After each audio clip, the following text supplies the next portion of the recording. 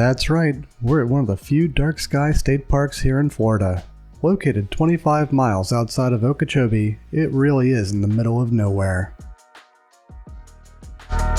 The park may be in the middle of nowhere, but don't let that dissuade you from coming here. It's some of the best camping in Florida.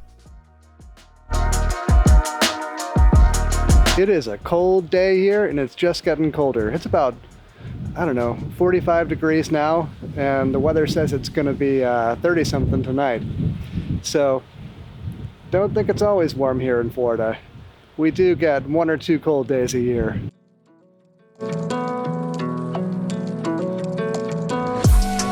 Each site has a fire pit, and there's firewood with a pay station at each camping loop.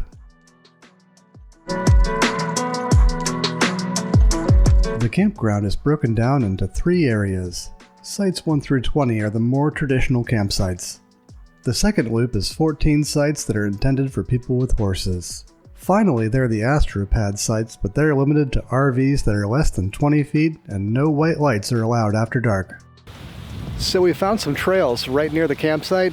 I think we're going to check it out. This one's the Hammock Nature Trail. It's relatively short compared to some of the others at just 1.4 miles, but I think for us in the cold, that's about all we want to do. I'm not sure if you can see him, but there's a deer right behind me. He's just off in the bush, just right there.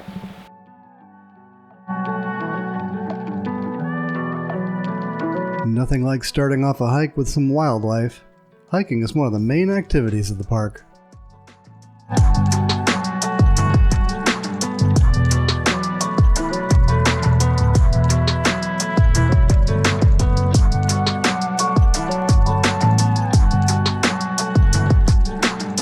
So the hiking trails were totally worthwhile.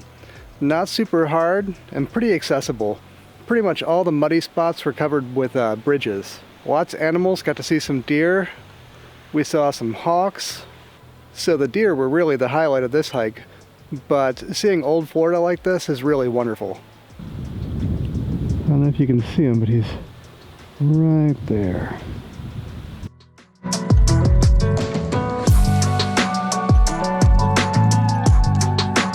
And just like that, we saw them again.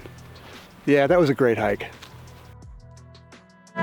As we finish the hike, it's time to check out the Astro Pad, or as some call it, the red light district of the campground.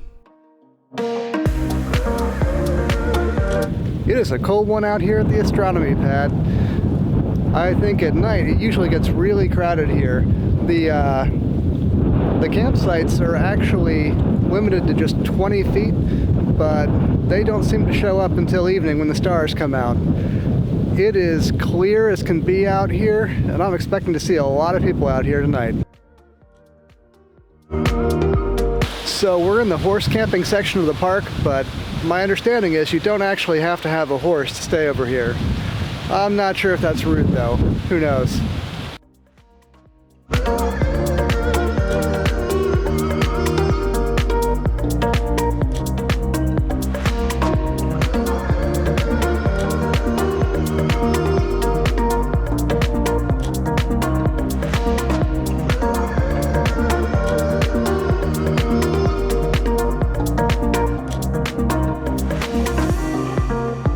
As the sun goes down, it's time to light the fire and get ready to see the stars.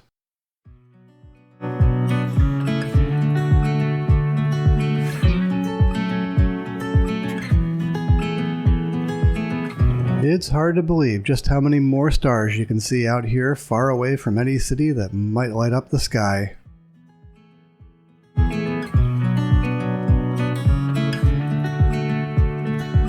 If you're enjoying the video, I'd really appreciate a like and a subscribe. It really does make a difference.